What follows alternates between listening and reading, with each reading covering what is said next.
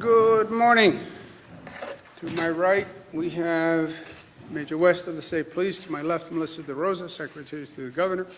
To her left, Robert Mahica, Budget Director of the State of New York.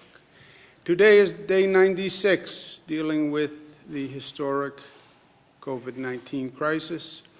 It's day 11 of the aftermath of the murder of Mr. Floyd and the unrest and protest that has stemmed therefrom.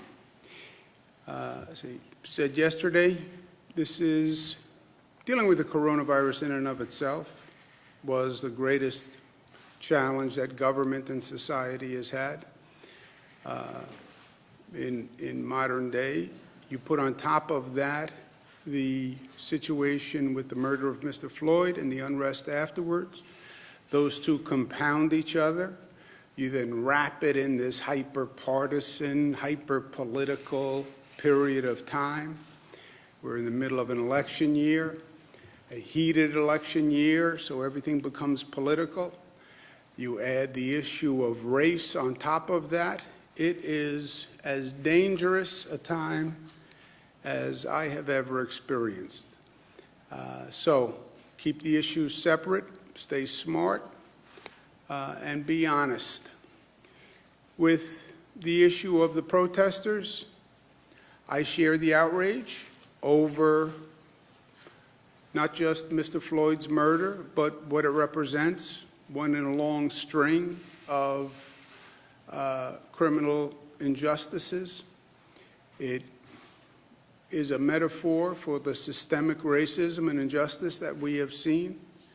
And I stand with the protesters in the point that we need meaningful reform. I also believe that change, although often necessary, is very hard to effectuate in society.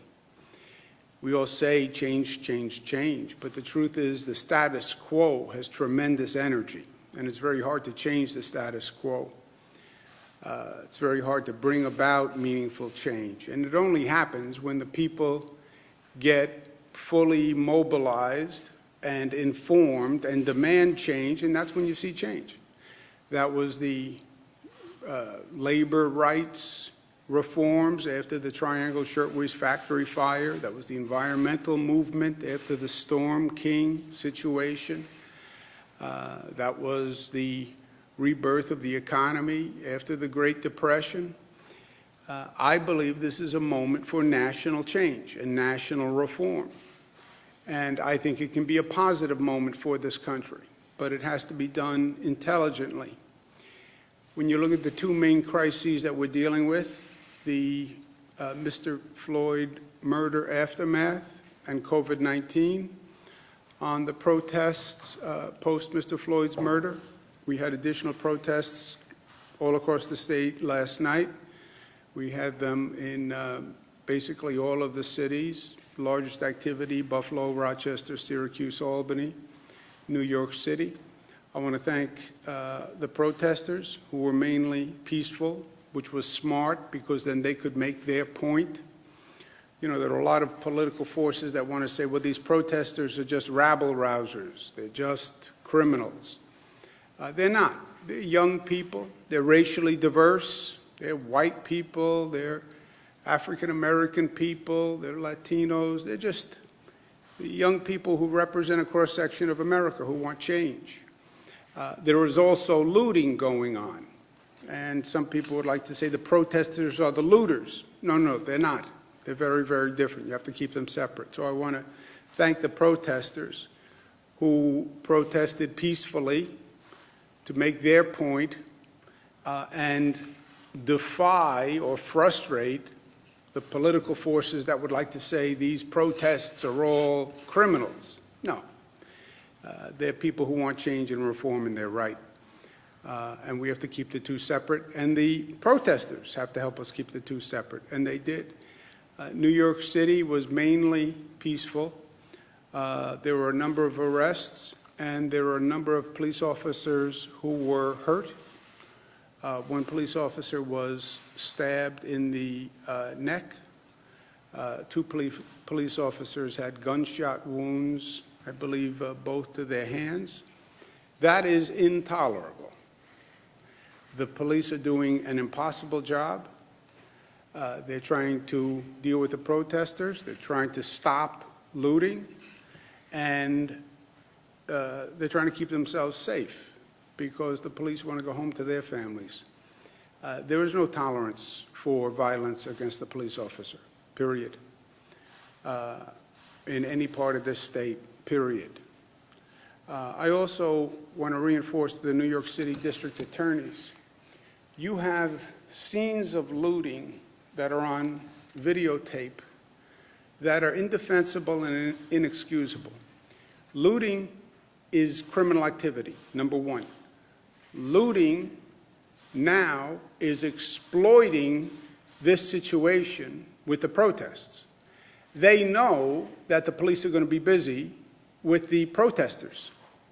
They're then using that as an opportunity to loot, and that is inexcusable. And to the New York City district attorneys, you look at these videos, it would be nonsensical if the police were arresting looters and they were then being arrested and returned to the street the next day to loot again. That would be nonsensical, right? The district attorneys charge crimes. I'm a former assistant district attorney.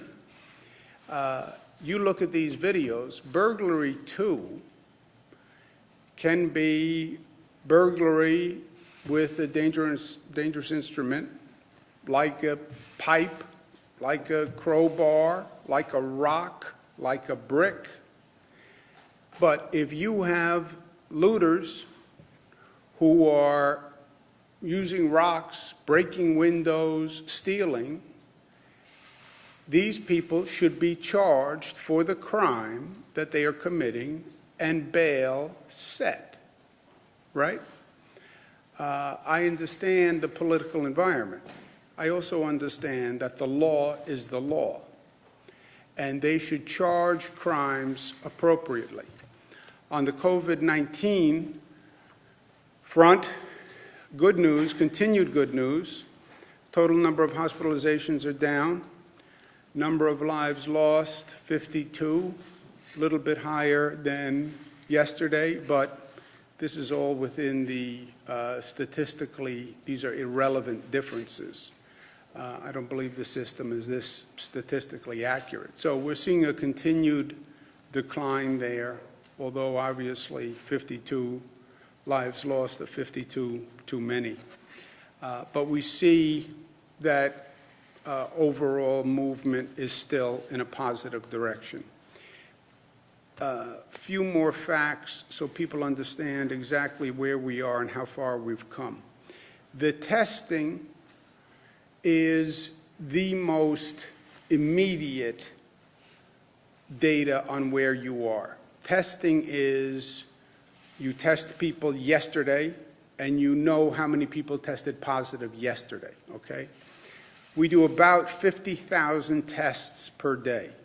Is that a lot or a little? It's more than any state per capita. It's more than any country per capita. And one day we'll talk about how New York was able to ramp up their testing to be the testing capital of the world. But 50,000 tests per day. That is an immediate snapshot of where you are. 50,000 tests yesterday. Long Island, 2% test positive. New York City, 2% test positive. Western New York, 2% test positive. Capital Region, 1% test positive, okay? Which is remarkable in many ways. It's remarkable in comparison to the other. If you remember, New York City was much higher than upstate New York. And now you see Long Island, New York City, Western New York, all about the same. Capital District a little lower, but again, these numbers, when you get that close, I wouldn't rely on them. But look at how far we've come. Long Island was 2% yesterday. 2 weeks ago, it was 4%, double that. 2 weeks ago it was 4%, double that. 4 weeks ago, 1 month, it was 11%. 6 weeks ago, it was 20%. We went from 20% to 2% in 6 weeks. Well, what difference does this socially distance make, masks make? I think it's all a bunch of malarkey. Oh, really? Then you tell me how those numbers dropped like that. Everything we have done is smart and is working. And it's in the numbers. It's not my opinion. It's not my theory. It's not because I'm from New York. It's not because I'm a Democrat. It's in the numbers. New York City was 26% 6 weeks ago, 2% today. Western New York, 15% down to 2%. Capital District, 12% 6 weeks ago. 6 weeks ago was like yesterday. So we're making great progress. But as fast as these numbers came down is as fast as these numbers can go up. As fast as these numbers come down is as fast as those numbers go up. I was speaking to somebody this morning, I used a bizarre metaphor.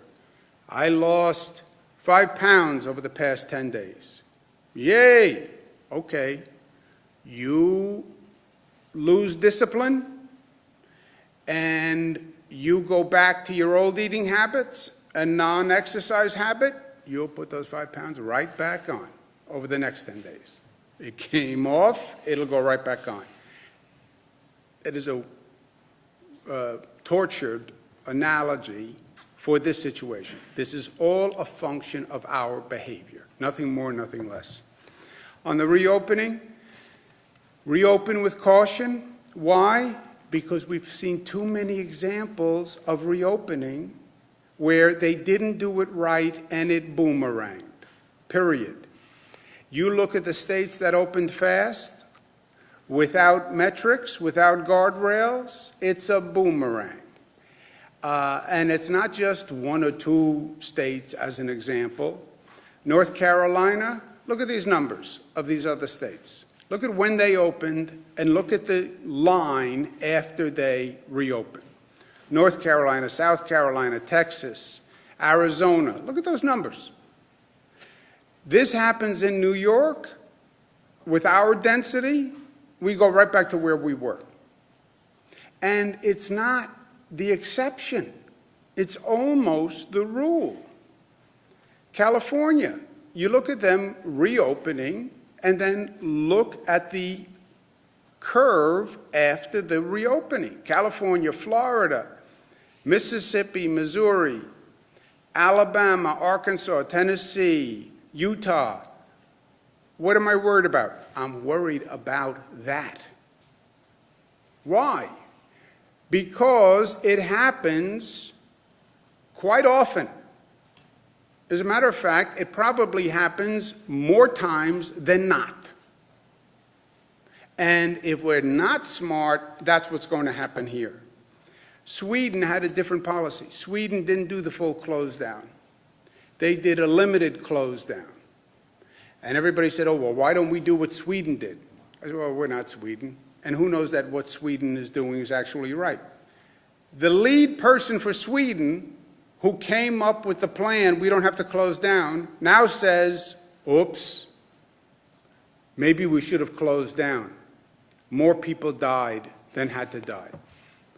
Even the countries that did it right and then reopen see this second wave, this second spike, where the numbers go up again. So, I'm not a nervous Nelly. I just read the numbers. With the protesters, they could actually compound the situation. Why? You have 30,000 people who've been protesting statewide. You look at the video as well as I look at the video. Many of them wear masks, thank God. But there's no social distancing. You look at the encounters with the police are right in their face. They're right in the face of the police. 20,000 protesters in New York City, 1,000 protesters on Long Island. These are big numbers. And yes, they're young people and they're superheroes and nothing can affect me. We're going to open the testing facilities for all people who are at a protest. the super spreader, all these new terms. Super spreader. What's a super spreader? Super spreader is what happened to us in New Rochelle, Westchester, where we had the first hot spot, new term, in the United States of America. One person can infect hundreds. If you were at a protest, go get a test, please. The protesters have a civic duty here also. Be responsible, get a test, go to the website, find out the testing site nearest you. We have 700 in the state. You can get a test, get a test. Also, allow the police to do their job when you're protesting. The reason the peaceful protest is so important, not just so you don't get categorized, stereotyped as criminals, but so the police can actually focus on their job, which is stopping the looting.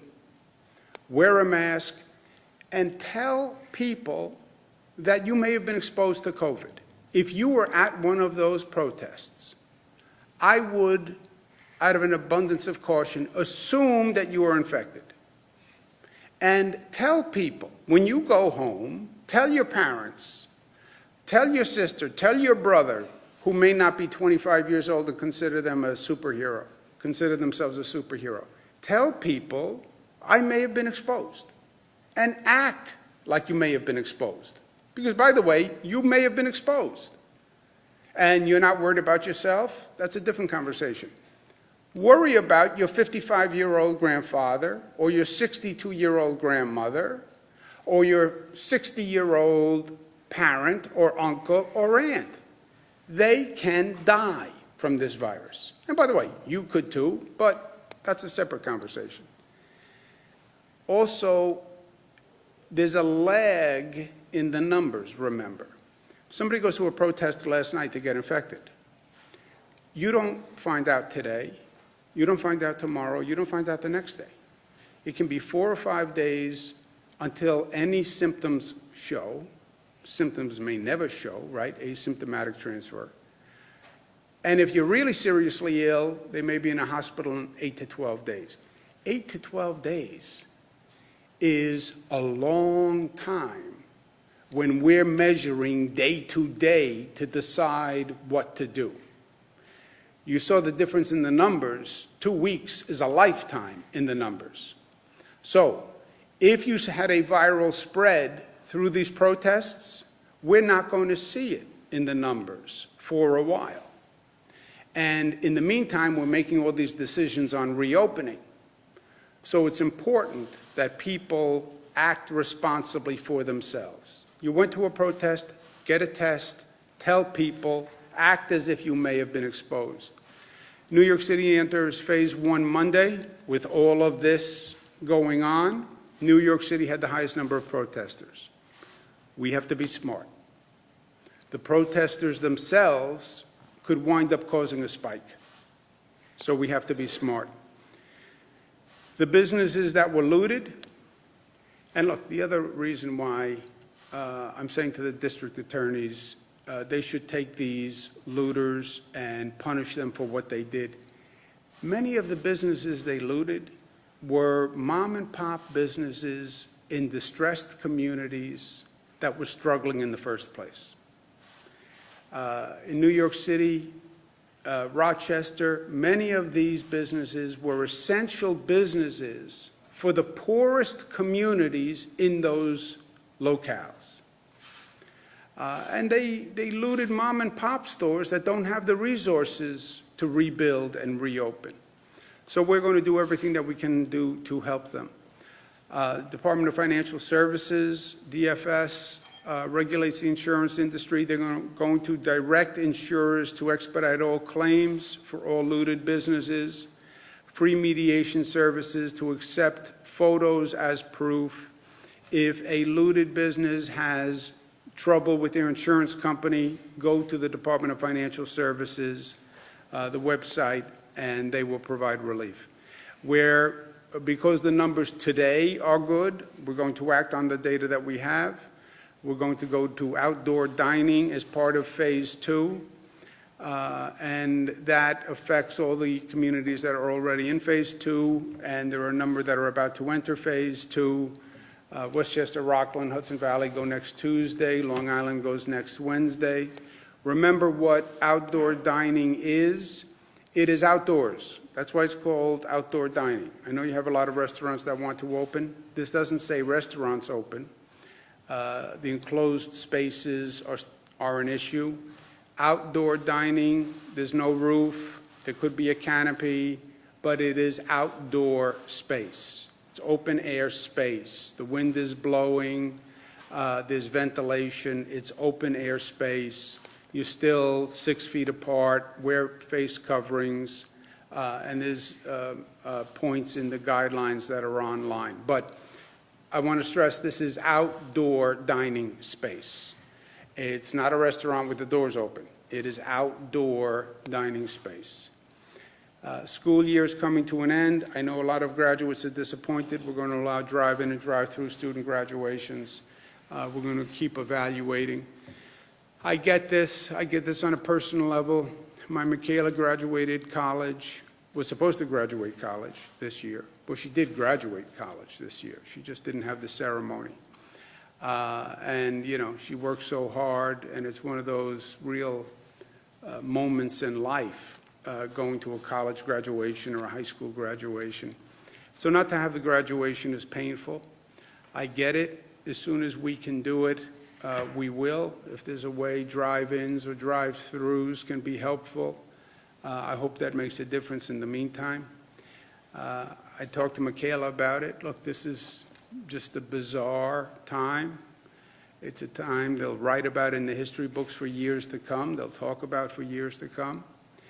I've said all along, it's also a time of reflection, value changing, learn about yourself, learn about your family, you learn about people. I said to Michaela, what do you want for graduation? Any other year she would have said money. She just goes for the money, and then that allows her to get what she wants to get, so there's certain logic to that. This year she said to me, I want something that means something to you. I said, what does that mean? She said, well, I want something that just means something to you. I said, how about I give you money and then you buy something that you think? She said, no, I want something that means something to you. She would not have said that at any other time but for this. I think it's changed all of us. It's given us all a different perspective. I'm going to give Michaela my watch. It made me think, what means something to me? What means something to me? I'm going to give her my watch. It means something to me. It's the best thing I have that my father gave me. My father gave me the watch when I was elected Attorney General, my father and mother. So I've had it for about 14 years, but it means something to me. So she won't be able to wear it because it's a man's watch. Maybe she can. But it means something to me. And you know what? It's a smarter gift. It's a better gift. It means something to her, means something to me. And this whole period has brought us to a deeper place as a family, for my own family, and for myself. But I get what it's like not to have the graduation. Today at 2 o'clock, we'll have a moment of silence statewide in respect for Mr. Floyd and his murder and his family's pain and grief, and as a symbolic moment to say, we understand what happened, we're sorry, we grieve, and this is an injustice that should never happen again. And we're going to act. We're going to act in the state of New York. We'll pass 50A, which releases disciplinary records. But we stand in solidarity with the senselessness of his brutal murder. And that is part of being New York: tough, smart, united, disciplined, loving. It's about being loving for one another. Governor, last night we all saw videos of New York City. Systemic racism and changing policy and overall having more honest conversation about race. Is there an element of personal responsibility that's being overlooked that should be addressed? For example, in Albany, we talk about underfunded schools, but truancy is also a significant problem. Or Police Chief Eric Hawkins will tell you there's a lot of conversation about over-policing in minority neighborhoods, but the calls for service are also disproportionately high there. Look, there's no doubt. Your expression, honest dialogue, was right. It has to be honest, because these are complex topics. There is no one answer to this. We're dealing with the issue of racism and discrimination that has been the continuing sin of this nation. We have never resolved it. Racism, discrimination existed before the nation existed. It goes back to the slavery debate and issue in this country, right? Personal responsibility is also part of it, no doubt. And that's why it's so hard to get at it. You know, we're accustomed to one answer, one solution. There's just one sentence that will answer everything. That's not what this is. It is not what this is. The protesters and the police, what's going on in New York City. Who's right, who's wrong? Well, it doesn't work that way. Protesters have a point. They looked at what Mr. Floyd did, they're outraged, they're right. Police have to do their job. They have to protect the public safety. They have to stop the looting. They have to do their job. People attack police officers? They attack police officers? You run up to a police officer, they stab a police officer yesterday?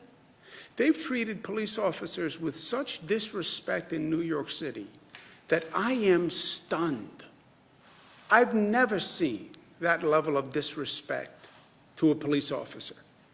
Now, I come from a different time and place, but a police officer, you wouldn't dare disrespect a police officer. But this is at a level that is just inappropriate, unconscionable.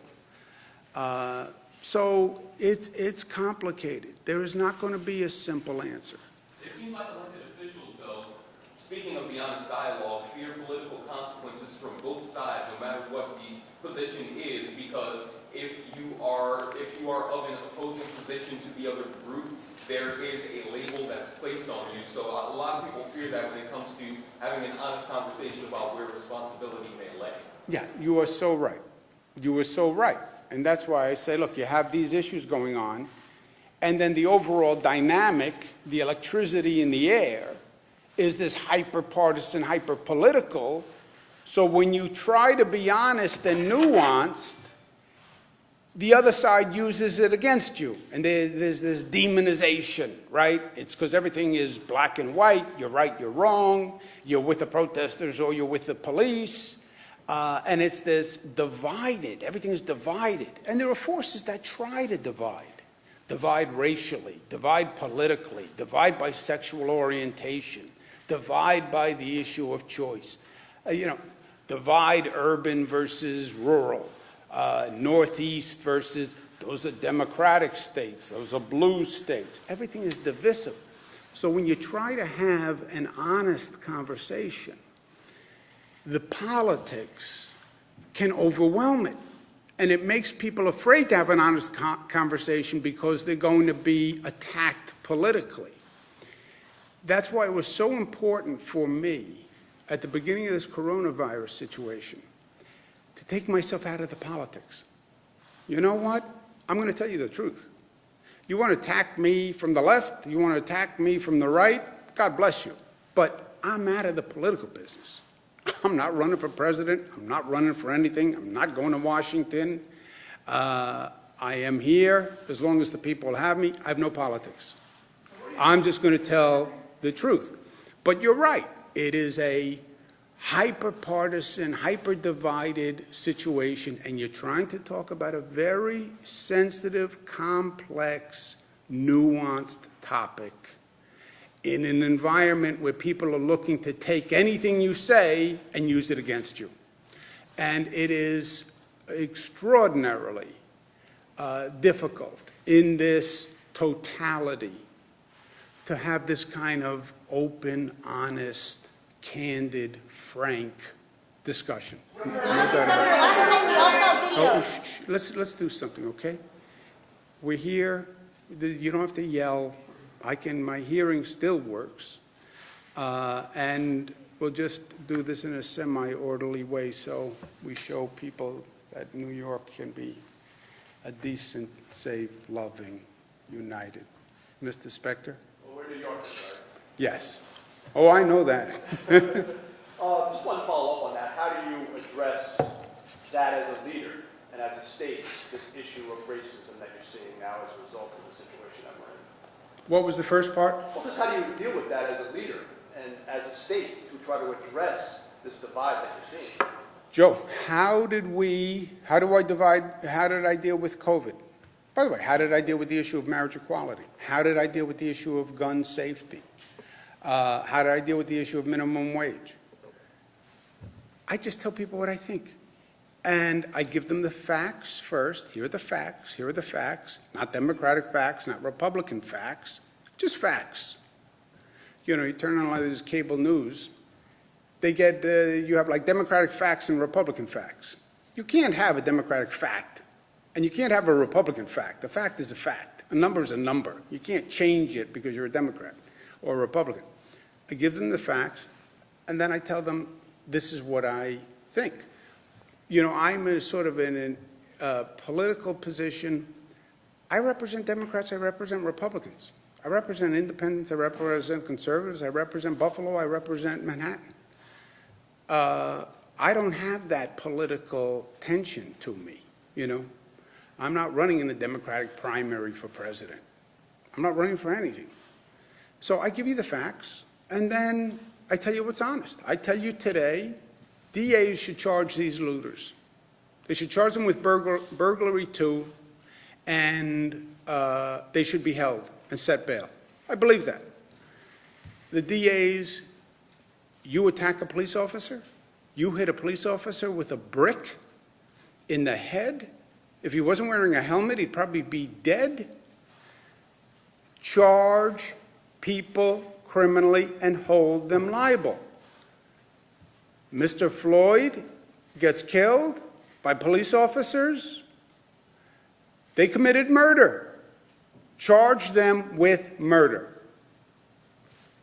Not because I'm a Democrat or Republican, but that's how I see the facts. You want to disagree with me? Disagree with me. You want to agree with me? Agree with me. But I separate the facts from the opinion. I give you the facts first, and then here's my opinion based on those facts. And if we have a disagreement as opinion, fine. That's fine. Governor, at the same time, last night we all saw videos of New York City police officers who were bludgeoning peaceful protesters in New York City with batons as they were enforcing the curfew. And these weren't people who were resisting or putting up any fight. Is this what you wanted when you said the cops should do their job?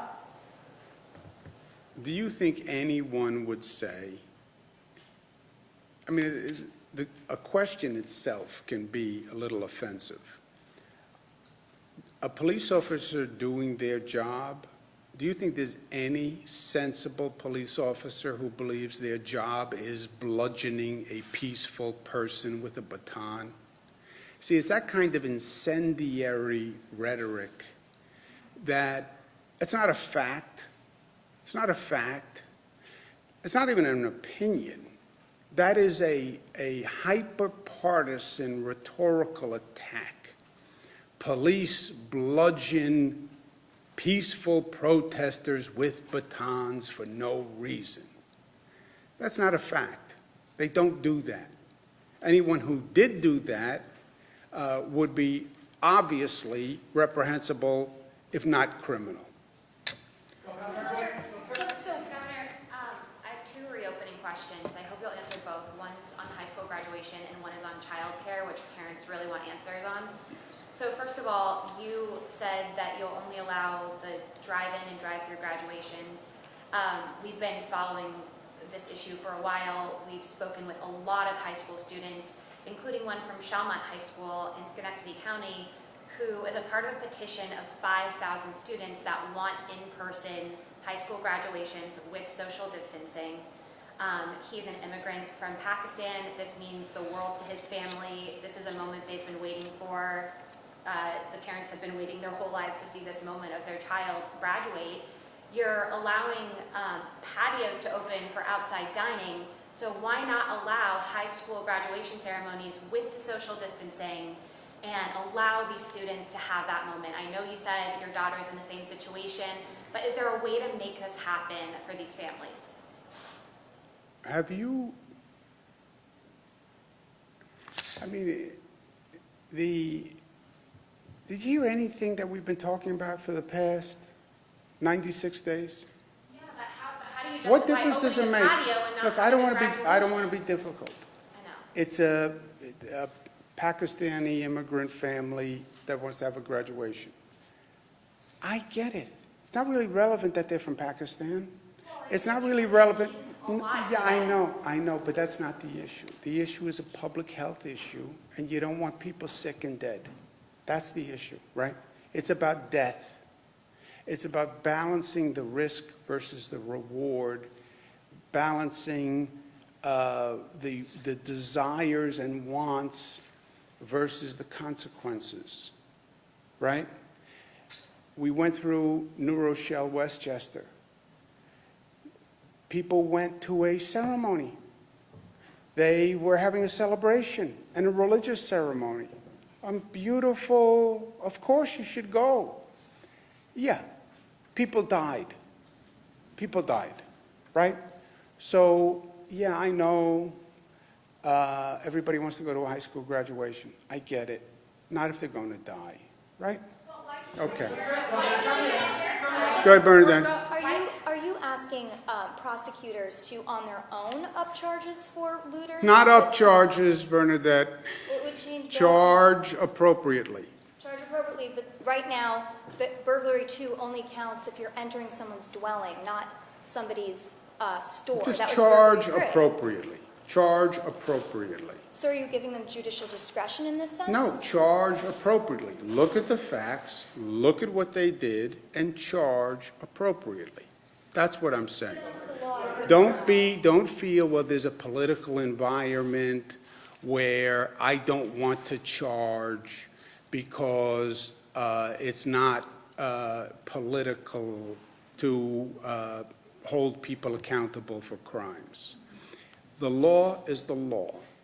The law, we have to be very careful at times of high political pressure that people still enforce the law as the law. Police enforce the law. Police have to do their jobs in a political environment or not. DAs have to do their jobs, enforce the law. I'm not interested in a political enforcement of law. I'm interested in enforcing the law as the law. You had a point, Melissa? Yeah, if I could. So, Penal Law 140.25, Subdivision 1, applies to stores. It applies directly to looting. I think what you're referring to is the changes that we made in the budget that applies to dwellings, which actually aren't even in effect until July 3rd, right, because there was a 90-day lag. This has always been the law. It wasn't changed in the budget. And it says that bail could be set if a person is A, carrying a dangerous instrument, which includes a rock, B, uses a rock, brick, or the like to break the window to gain entry, or C, another participant acting with the defendant that did A or B. That is burglary 2 under Penal Law 140.25. So I understand some of the district attorneys may feel uncomfortable charging that as Burg 2 because traditionally they charge that as Burg 3, but they have the tools available to them, and I think what the governor is saying is they should use them. So are they incorrectly applying the law at this Yes, point? they're not using the tools that are available to them. This is the opinion of our counsel's office as well as the legislative counsel's offices, which wrote the law. Yeah, but there's no incorrect. It's not a blame. I know it's about you want to who's to blame. I'm not blaming anybody. Look at the facts, look at the law, enforce the law as the law without political pressure. Governor, just return to last night. In Cannon Plaza in Brooklyn, the police did use batons, and they did use physical some protesters were injured. What do you make of those tactics, and is that appropriate for clearing a curfew? Police have to enforce the law. If you are violating the curfew and you refuse to leave, so you continue to violate the curfew, the police officers have to enforce the law, which is you are supposed to be off the street. But the use of batons seems particularly violent, particularly when all of these protests are about police brutality at its essence. So is the use of batons and physical violence or force Well, a baton, I didn't see any, I don't know what you're talking about with Capitol Plaza in Brooklyn, but when you say use a baton, what does that mean? Did they hit somebody with a baton? That's what our reporting shows. Your reporting says they hit somebody who didn't do anything wrong. Well, if they hit somebody, if somebody's standing there and they just walked up to somebody and hit them with a baton, clearly that's wrong, right? But I don't believe that's what happened. Do you expect If they did do that, it's wrong. do you expect that to be a full repeal that the legislature will go for, or will it be a modification to address some privacy concerns that PBAs have raised? Well, there are a number of concerns about 50A, about how you do it, and I'll work with the legislature. We haven't had any specific conversations yet. Let's take one more. Dan? 5 years ago, you signed an executive order having the Attorney General look at police-involved deaths. Do you want to see the legislature codify that finally as they consider these bills over the next few weeks? And are there ways to strengthen it? I'm sorry, did you say 5 minutes ago I signed? 5 years. 5 years ago. Yeah, I was going to say. Well, you realize how smart that executive order was now, right? Because those are the reforms they're talking about that need to be made. We did that 5 years ago, and again, by executive order, not by the law. I tried to change the law, which sort of vindicates this whole movement, right, that's out there. Even in New York, I couldn't get the law change passed. That's why I had to do it by executive order, and that was 5 years. And I believe this is a common sense reform. I don't believe the DAs should be investigating police abuse of their police force. Why? Because conflict of interest works on two levels. The reality of a conflict of interest or the perception of a conflict of interest. Why would people believe, especially in this charged environment, that any prosecutor who works with that police agency day in and day out is now going to be the independent reviewer of abuse? Just common sense suggests if you're working with those people day in and day out and you're going to work with them tomorrow after you make this ruling, how are you independent? And the whole situation here is about credibility, that people know this is a fair justice system. So we said the Attorney General, who is independently elected, statewide, let the Attorney General investigate any situation where a police officer kills an unarmed person. It was very controversial. I couldn't get the law passed. I did it by executive order 5 years ago. And now, today, they're still saying, oh, we need a reform like. Thank you very much. I did it 5 years ago. But I believed it 5 years ago. I believe it today. I believe it should be done on a national level, where we should have a system in this country where we say a police abuse case cannot be handled by the local prosecutor who works with those police day in and day out. And that is the law in this state by executive order.